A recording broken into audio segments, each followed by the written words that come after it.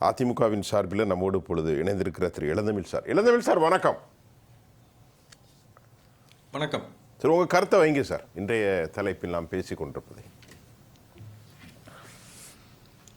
அனைத்து இந்திய அண்ணா திராவிட முன்னேற்ற கழகத்தின் பொதுச் செயலாளர் புரட்சித்தாய் சின்னம்மா அவர்களுடைய சார்பில் தமிழ் மக்கள் அனைவருக்கும் என்னுடைய இந்த 2026ஆம் ஆண்டு புத்தாண்டு நல்வாழ்த்துக்களை தெரிவித்துக் கொள்கிறேன்.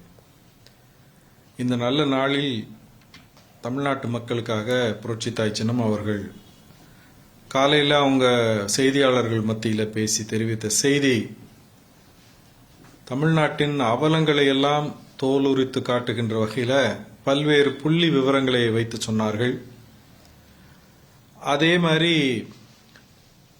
அம்மா அவர்கள் காலத்தில் நிர்வாகம் எப்படி நடந்தது, வாய்க்கு வந்தபடி அமைச்சர்கள் பேச முடியாதபடி ஒரு கட்டுப்பாடு இருந்தது, நிர்வாக திறன் வெளிப்பட்டது. இன்றைக்கு தமிழ்நாட்டு அமைச்சரவையில் இருக்கக்கூடிய மாசு ஜீரோ கஞ்சா என்று இன்றைக்கு பேசுகிறார். அதுக்கு அம்மா அவர்கள் நெத்தி பொட்டில் அடித்தார் போல் ஒரு கேள்வி கேட்டாங்க. தமிழ்நாட்டில் கஞ்சா பயிராகவில்லை என்பது அது இதய தெய்வம் புரட்சி தலைவி அம்மா அவர்களுடைய அந்த ஆட்சியில இரும்பு கரம் கொண்டு சட்டம் ஒழுங்கை நேர்மையாக நடைமுறைப்படுத்தியதின் காரணமாக வந்த விளைவை இவர் ஜீரோ கஞ்சா என்று சொல்லுகிறாரே. கொஞ்சமாவது அவருக்கு சிந்திக்கக்கூடிய ஆற்றல் இருக்குமே. ஆனால் தமிழ்நாட்டில் இன்றைக்கு அந்த நார்காட்டிக்ஸ் போதைப் பொருள் வழக்குகள் எவ்வளவு பதிவாயிருக்குன்னு பார்த்தீங்கன்னா, கடந்த செப்டம்பர் மாதம் வரைக்கும் கிட்டத்தட்ட 11,200 வழக்கு பதிவாயிருக்கு. அதுல கிட்டத்தட்ட 20 கஞ்சாவுடைய அளவை காட்டிலும் உங்களுக்கு போதை சிந்தட்டிக் மருந்து இருக்கு பாத்தீங்களா, சிந்தட்டிக் ட்ரக்ஸ் நார்காட்டிக்ஸ் கண்டிப்பா பாதி அளவு இதுக்கு அந்த வழக்குகள்ல சம்பந்தப்பட்டிருக்கிறது என்ற பதிவாகி இருக்கிறதே. இதுக்கு திரு மாசு என்ன பதில் சொல்ல போறாரு? அப்ப இந்த இத்தனை 1000 கிலோக்கள் கஞ்சா உள்ளே வருகிறது தமிழ்நாட்டில் என்று சொன்னால், இத்தனை நூற்றுக்கணக்கான கிலோ சிந்தட்டிக் ட்ரக்ஸ் நார்காட்டிக்ஸ் வருது என்று சொன்னால், தமிழ்நாட்டில் செக் போஸ்ட்ல என்ன செய்றீங்க என்று நல்ல ஒரு கேள்வியை கேட்டிருக்கிறார்கள். சொரணை உள்ளவர்களுக்கு நிச்சயமாக உணர்ச்சி வரும். ஆனால் இந்த ஆட்சியாளர்களுக்கு அது வருமா என்று பார்த்தால், இது விளம்பர மாடல் அரசு. திமுக திராவிட மாடல் அரசு அல்ல, விளம்பர மாடல் அரசு. முதலமைச்சர் ஒரு மாடலிங் மாடலை தமிழ்நாட்டுக்கு அறிமுகப்படுத்தி வைக்கிறார். அன்றாடம் அவர் அந்த போட்டோ ஷூட்ல காட்டக்கூடிய அந்த கவனத்தை குறைந்தபட்ச தமிழ்நாடு சட்டம் ஒழுங்கிலேயாவது காட்டலாம். இன்றைக்கு இந்த திருத்தணியில இந்த 4 சிறுவர்கள் சேர்ந்து ஒரு வடநாட்டு இளைஞரை தாக்கி மிக மோசமாக அவர் மருத்துவமனையில சேர்க்கப்பட்டார். அதுல அந்த மருத்துவமனையில சேர்க்கப்பட்ட அந்த விக்டிம் இருக்கார் இல்லையா, அந்த காயப்பட்டவரை பத்தி கூட பல்வேறு செய்திகள் வருது. அரசாங்கம் காவல்துறை மூலமாக கொடுக்கக்கூடிய செய்திக்கும் வெளியே வரக்கூடிய செய்திக்கும் வேறுபாடு இருக்கிறது. அவ்வளவு மோசமான காயம், 50 இடங்களிலே அவருக்கு காயம் ஏற்பட்டு 80 தையல்கள் போடப்பட்டதாக ஒரு குறிப்பு சொல்லுது. அவ்வளவு மோசமாக காயம்பட்ட ஒருத்தரை ஒரே நாள்ல தன்னுடைய சொந்த விருப்பத்துல மருத்துவ ஆலோசனைக்கு எதிராக தானே ஊருக்கு செல்கிறேன் என்று வடநாட்டுக்கு அவர் போனதாக சொல்றாங்களே. அவரை யார் அழைச்சிட்டு போனா, எப்படி அவர் அனுப்பி வைக்கப்பட்டார், இதெல்லாம் மிகப்பெரிய மர்மமாக இருக்கிறது. இது ஒரு புறம். அப்ப கஞ்சா இந்த அளவுக்கு தமிழ்நாட்டில் புழங்குது. இல்ல கஞ்சா புழங்கவில்லை என்று சொன்னால் நாம சொல்ற நார்காட்டிக்ஸ், அது பிற போதைப் பொருட்கள் மாத்திரையாகவோ பவுடராகவோ இருந்தால் அவை எப்படி உள்ள வருகிறது என்ற கேள்விக்கெல்லாம் உள்துறை அமைச்சர் பதில் சொல்லணும். உள்துறையை கையில் வைத்திருக்கக்கூடிய தமிழ்நாட்டினுடைய விளம்பர மாடல் அரசினுடைய முதலமைச்சர் மு.க. ஸ்டாலின் பதில் சொல்லணும். ஆனால் இவர் இந்த அமைச்சரவையில அதுதான் பெரிய கேலி கூத்து. யாருக்கு என்ன பொறுப்பு என்பதை பொறுப்பில்லாத்தனமாக அவர்கள் பேசிக்கொண்டு, கஞ்சா தமிழ்நாட்டில் இல்லை என்று சொல்லுவதற்கு மாசுக்கு என்ன அதிகாரம் இருக்கிறது, என்ன உரிமை இருக்கிறது? அவர் கேபினட் அமைச்சராக இருக்கலாம். அவர் எப்படி கஞ்சா இருக்கு இல்லன்னு புள்ளி விவரத்தை பத்தி பேசுவதற்கு இவருக்கு என்ன அருகதை இருக்கு? இவருடைய வேலை அந்த கைது செய்யப்பட்ட சிறுவர்களுக்கு உடனடியாக ரத்த பரிசோதனை செய்யணும். அதுதான் கழக பொதுச் செயலாளர் புரட்சித்தாய் சின்னம்மா அவர்கள் குறிப்பிட்டு சொன்னாங்க காலையில செய்தியாளர்கிட்ட பேசும்போது.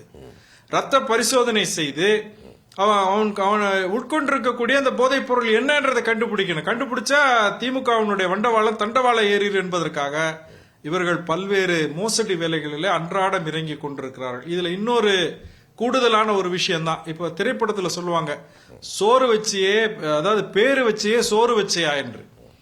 இன்றைக்கு தமிழ்நாட்டில் பஸ் எந்த அளவுக்கு மோசமாக, அரசு பேருந்து பராமரிப்பு இல்லாம, உதிரி பாகங்கள் டயர் உள்ளிட்ட உதிரி பாகங்கள் சரிவர இல்லாமல், பராமரிப்பதற்கு பணியாளர்கள் இல்லாமல், ஓட்டக்கூடிய ஓட்டுநர்கள் நடத்துனருக்கு உரிய ஓய்வு கொடுக்காமல், அவர்களை மிக மோசமாக மிருகங்களைப் போல் நடத்தி கொண்டிருக்கக்கூடிய இந்த அரசு ஒரு புதிதாக ஒரு வண்ணத்துல பேருந்தை கொண்டு வந்து சொகுசு பேருந்து என்று நிறுத்திவிட்டு இவர்களுக்கு ஏரோப்ளேன் பைலட்டுகளை போல நாங்க உடை கொடுத்திருக்கிறோம் என்று சொல்றார்கள். அதான் கேக்குறாங்க, பேரு வச்சவன் சோறு வச்சானான்று. நீங்க உடை இவ்வளவு ஸ்மார்ட்டா ஒரு விலை உயர்ந்த உடையை கொடுப்பதில் என்ன பலன் இருக்க போகிறது? கண்டிப்பா கண்டிப்பா. என்ன ஜிகனா வேலை இது? என்ன பம்மாத்து வேலை? இதுல அம்மா அவர்கள் குறிப்பிட்டார்கள், இந்த மாதிரி தேவை. இந்த பஸ் இப்ப கிரே கலர்ல ரொம்ப பிரமாதமா ஒரு ரொம்ப சொகுசு பேருந்தா காட்டுகிறார்கள். இன்னும் இந்த விளம்பர ஆட்சி வீட்டுக்கு போறதுக்கு முன்னாடி இதுலயும் விளம்பரத்தை சுற்றிலும் ஒட்டி காசு பார்க்க மாட்டார்கள் என்ற உறுதியை யார் கொடுப்பாங்க? கண்டிப்பா. நீங்க பைலட் மாதிரி உடை உடுத்தலாம், ஆனா இந்த பேருந்தினுடைய சுற்றுப்புறங்கள்ல நீங்க என்ன செய்ய காத்திருக்கிறீர்கள் என்பது மக்கள் கேட்கக்கூடிய ஒரு மிகப்பெரிய ஒரு அதிர்ச்சிகரமான கேள்வியா இருக்கு. சரி, இப்படி இந்த மாதிரியான வேலைகளை செய்யாமல் தமிழ்நாட்டு அரசாங்கத்தினுடைய, தமிழ்நாட்டினுடைய மக்களின் கௌரவத்தை அடகு வைத்து செய்யக்கூடிய இந்த திமுகவின் வேலைக்கு மாறாக, இதே புரட்சி தலைவி அம்மா அவர்கள் ஆட்சியில் இருந்த போது அந்த ஒரு 5 ஆண்டு காலத்துல 10,000 பேருந்துகளை தமிழ்நாடு அரசு போக்குவரத்துக்காக வாங்கி வைத்தவர்கள் இதே புரட்சி தலைவி அம்மா அவர்கள் என்பதையும் கழக பொதுச் செயலாளர் புரட்சி தாய் சின்னம்மா அவர்கள் செய்தியாளர்கள் சந்திப்புல சொன்னாங்க. சரி, அப்ப இந்த வருமானம் குறைவாக இருந்தாலும் இதை எப்படி சாதிக்க முடியுது என்று சொன்னால், மக்கள் பத்திரமாக பயணம் மேற்கொள்ள வேண்டும், அந்த பயணத்தில் எந்த தடையும் வந்துடக்கூடாது என்று தமிழ்நாட்டு மக்கள் மீது உண்மையான அக்கறையும் அன்பும் வைத்திருந்த இதய தெய்வம் புரட்சி தலைவி அம்மா அவர்களுடைய ஆட்சி காலத்தில் சாத்தியமானது. எதை பார்த்தாலும் எப்படி பணம் பண்ணுவது என்று சிந்திக்கக்கூடிய இந்த விளம்பர மாடல் திமுகவிடம் இதை எதிர்பார்க்க முடியாது என்பதை நான் என்னுடைய முதற்கட்ட கருத்தாக நான் பதிவு செய்கிறேன். நன்றி இளந்தமிழ் சார். திரு இளந்தமிழ் ஆர்வலன், அதிமுகவினுடைய ஒரு மிக முக்கியமான ஆளுமை நீங்கள். ஆனால் திரு ராமன் அவர்கள் இப்போது கூறிய விஷயத்தை நீங்க எப்படி பார்க்குறீங்க? உங்களுக்கு 2வது வாய்ப்பு கொடுக்குறேன். நான் ஒரு எளிய தொண்டன் தான். அதான் எளிய தொண்டர்கள் தானே அதிமுக முக்கிய ஆளுமைகள். உண்மை உண்மை. நம்முடைய ராமன் அவர்கள் தன்னுடைய பாணியில பாடல்களை எல்லாம் எடுத்து சொல்லி ரொம்ப பொருத்தமா இங்க இருக்கக்கூடிய சிக்கல்களை பூரா எடுத்து சொல்றார். சரி, இதுல நம்ம ஒட்டுமொத்தமாக பார்க்க வேண்டியது, சரி, தமிழ்நாட்டு மக்கள் இந்த வருகின்ற தேர்தலில் நல்ல முடிவை எடுக்க வேண்டும் என்பதை புரட்சி தாய் சின்னம்மா அவர்கள் சுட்டிக்காட்டியதை அவர் குறிப்பிட்டு சொன்னார். கண்டிப்பா. இந்த அன்றாடம் நடக்கக்கூடிய விஷயங்கள், சட்டம் ஒழுங்கு பிரச்சனையாக இருந்தாலும், நிர்வாக சீர்கேடுகளாக இருந்தாலும், அரசின் மீது ஏற்றி வைத்திருக்கக்கூடிய கடன் சுமையாக இருந்தாலும், பெண்களுக்கு எதிரான பாலியல் குற்றங்கள், பிற குற்றங்களாக இருந்தாலும், இதெல்லாம் பேசி பேசி நம்ம மாளாம மீண்டும் மீண்டும் நாம எடுத்து பேசிக்கொண்டுதான் இருக்கிறோம். கண்டிப்பாக. ஆனா ஒரு வேதனையான விஷயம் என்றால், இந்த மாதிரியான இஷ்யூஸை எடுத்து பேசாமல் மெயின் ஸ்ட்ரீம் மீடியாக்கள், பிற விவாதங்கள் நடத்தக்கூடிய ஊடகங்கள், எதிர்கட்சியில் என்ன நடக்குது, அதிமுக என்ன நடக்குது, யார் எங்க போனாங்க, எந்த கார்ல ஏறினாங்க, இறங்கும் போது எந்த காலை முதலில் எடுத்து வைத்தார்கள், வீட்டை விட்டு கிளம்பிட்டாங்களா என்பதை போன்ற அது எந்த மிகுந்த வேதனைக்குரிய ஒரு விஷயம். ஊடகம் என்பது 4 தூண்களில், ஜனநாயகத்தின் 4 தூண்களில் ஒன்று. தமிழ்நாட்டில் எந்த அளவுக்கு இந்த அவலத்தை நாம் சந்தித்துக் கொண்டிருக்கிறோம் என்பது வேதனையான விஷயம். நாம் தொடர்ந்து ஜெயா பிளஸ் தொலைக்காட்சி இந்த ஏன் என்ற கேள்வி ஊடகத்தில் இதய தெய்வம் புரட்சி தலைவி அம்மா அவர்களுடைய சாதனைகளை மட்டுமல்ல, கழகத்தின் பொதுச் செயலாளர் புரட்சி தாய் சின்னம்மா அவர்களுடைய பேட்டியாக இருந்தாலும், அறிக்கையாக இருந்தாலும், எக்ஸ்தல பதிவுகளாக இருந்தாலும், மக்கள் பிரச்சனையை எடுத்து வைக்கின்ற பொழுது புள்ளி விவரங்களோடு மிக அழகாக தன்னுடைய ஆளுமையை, அந்த ஒரு நிர்வாக திறமையை வெளிப்படுத்தக்கூடிய அந்த விஷயங்கள் எல்லாம் புரட்சி தாய் சின்னம்மா அவர்கள் எடுத்து வைக்கும் போது அதை விரிவாக நாம் விவாதிக்கிறோம். அண்ணன் துரைக்கருணா இருக்கிறார்கள், திரு ராமன் அவர்கள் இருக்கிறார்கள், இந்த போல திரு சரவண பெருமாள் உள்ளிட்ட பல்வேறு தளங்களிலே பணியாற்றக்கூடியவர்கள் வெவ்வேறு கோணத்தில் அதை முன்னெடுத்து வைக்கிறாங்க. ஆனா ஒட்டு மொத்தமாக தமிழ்நாட்டு மக்கள் என்ன நினைக்கிறார்களோ அதைத்தான் கழகத்தின் பொதுச் செயலாளர் புரட்சித்தாய் சின்னம்மா அவர்கள் பிரதிபலிக்கிறார்கள் என்றுதான் நான் பார்க்கிறேன். எல்லா பேட்டிகளிலும் சரி, அவங்க கொடுக்கக்கூடிய அறிக்கைகளிலும் சரி, எக்ஸ் தளவுல பதிவுகளா இருந்தாலும் சரி, ஒன்று என்னவென்றால் இந்த விளம்பர திமுக அரசு மக்களை ஏமாற்றுகிறதுன்னு சொல்றது கூட ஒரு சாதாரண வார்த்தையா பார்க்கிறேன். செய்ய முடியாத விஷயங்களை எல்லாம் வாக்குறுதிகளாக ரொம்ப துணிச்சலாக அச்சடித்து கொடுத்து வாக்குகளை வாங்கி இன்றைக்கு மக்களிடம் பாராமுகமாக இருக்கின்ற ஒரு மோசடி வேலையை திமுக தொடர்ந்து இந்த 4.25 ஆண்டு காலம் நடத்தி இருக்கிறார் என்று சொன்னார். திமுக செய்திருப்பதை மோசடி என்று அழைப்பதுதான் பொருத்தமா இருக்கும் என்பது ஒரு விஷயத்தை நான் முன்வைக்க விரும்புகிறேன். ஏனென்று சொன்னால், இன்றைக்கு சாலையிலே வீதியிலே இறங்கி போராடி கொண்டிருக்கக்கூடிய மக்கள் யாருன்னு பாத்தீங்களா? மருத்துவர்கள் என்ன கேட்கிறாங்க?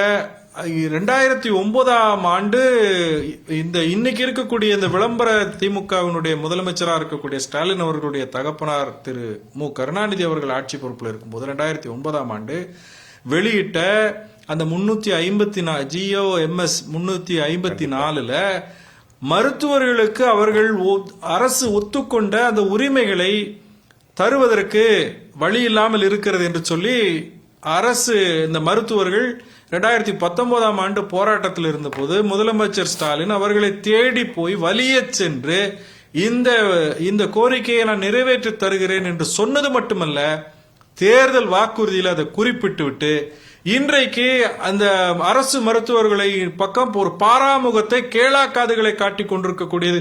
இது மோசடி இல்லாம என்னன்னு சொல்றது?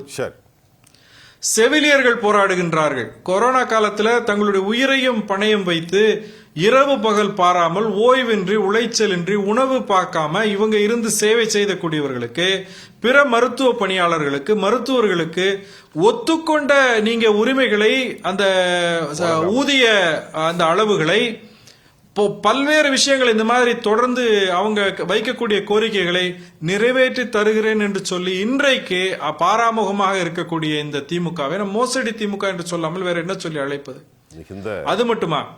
துப்புரவு பணியாளர்கள் பாருங்க, தூய்மை பணியாளர்கள் ஒவ்வொரு நாளும் ஒவ்வொரு விதமான போராட்டத்தை நடத்தி கொண்டிருக்க. கடல்ல இறங்கி பார்த்தாச்சு, பேருந்து நிலையத்தில் போராடி பார்த்தாச்சு, கார்பரேஷன்ல போராடி பார்த்தாச்சு. ஒரு தனி நபர், தனியார் நிறுவனம் லாபம் கொழிக்க வேண்டும் என்பதற்காக முன்கூட்டியே ஆயிரக்கணக்கான கோடி ரூபாய்களை அள்ளி கொடுத்து விட்டு இந்த அரசாங்கத்திற்காக, இந்த மாநகராட்சிக்காக தங்கள் உயிரையும் பணையும் வைத்து தூய்மை பணியை மேற்கொள்ளக்கூடிய அந்த தூய்மை பணியாளர்களை மிக மோசமாக நடத்தக்கூடிய இந்த திமுக என்று நாம் தொடர்ந்து பேசிக் கொண்டு வருகிறோம்.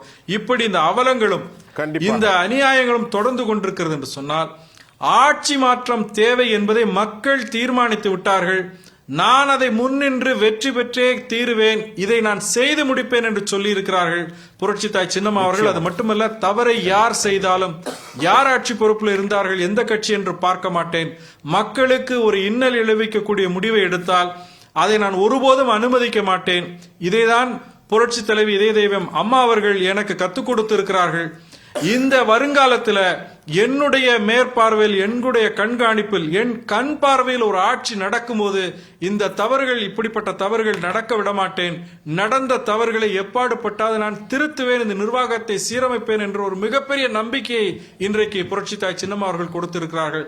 மிகுந்த உற்சாகத்தோடு இருக்கிறோம். தமிழ்நாட்டிற்கு ஒரு மிகப்பெரிய ஒரு விடியல், மிகப்பெரிய வெளிச்சம் கண்ணுக்கட்டிய தூரத்திலே தெரிகிறது என்ற கருத்தை நான் பதிவு செய்ய விரும்புகிறேன்.